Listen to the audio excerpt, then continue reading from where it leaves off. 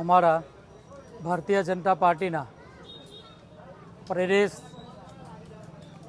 સૂચના દ્વારા આપણા લોકલાડીલા વડાપ્રધાન નરેન્દ્ર મોદી સાહેબનો જન્મદિવસ નિમિત્તે સેવા પખવાડિયા તરીકે ઉજવવાનું નક્કી કર્યું હતું। 17 સપ્ટેમ્બરથી 2 ઓક્ટોબર સુધી આ પખવાડિયું સેવાના ભાગરૂપે આપણે ચલાવવાનું હતું।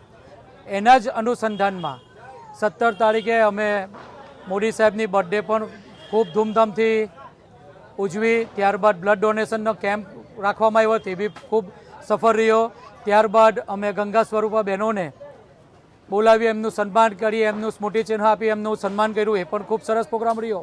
અને એની પ્રેરણાથી પ્રદેશનું અમારું શીર્ષ નેતૃત્વ અને અમારા હાલના નવનિયુક્ત અમારા પ્રમુખ પ્રદેશ પ્રમુખ જગદીશભાઈ વિશ્વકર્માની સૂચનાથી આ એક સેવાનો અવસર મળ્યો છે।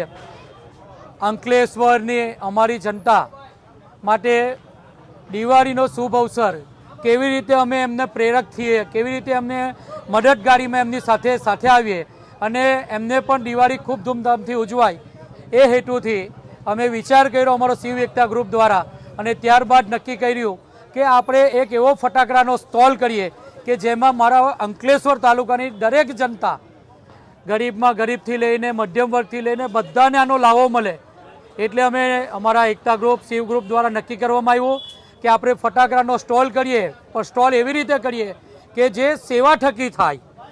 નરેન્દ્ર મોદી સાહેબની ખરેખર બર્થડે જો આપણે ઉજવીએ ને આ સેવાનો લાભ આપણે લઈએ એવું નક્કી કરવામાં આવ્યું છે।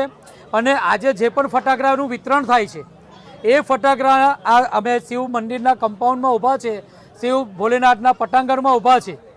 આ અમે અહીંયા શિવજીની સાક્ષીએ તમને ખાતરીથી અમે કહીએ છીએ કે આ ફટાકડા ઉપર 10 પૈસા પણ નફો લેવામાં આવવાનો નથી, ખાલી સેવાના ભાવાર્થ માટે જ આ ફટાકડાનો સ્ટોલ કર્યો છે।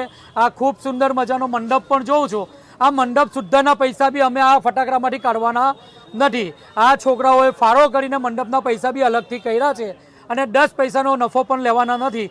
એટલા માટે હું મારી અંકલેશ્વરની મારા જનતાને ખાસ વિનંતી કરું કે આ જે લાવો છે સ્વદેશી, vocal for local, Narendra Modi સાહેબનું જે સૂત્ર છે એ સૂત્રને સાર્થક કરીએ, સેવા થકી સાર્થક કરીએ, એના માટેનો આ સ્ટોલ છે। આપ સૌ બી અહીંયા પધારો અને અહીંયાનો લાવો લેવો અને આપ અહીંયા આવો, અમારો ઉત્સવ વધારો। આવા પ્રોગ્રામ અમે દર વર્ષે કરતા રહીએ એવી જ અભિપ્રાર્થના સાથે વિરમું છું। ભારત માતા કી જય, વંદે માતરમ।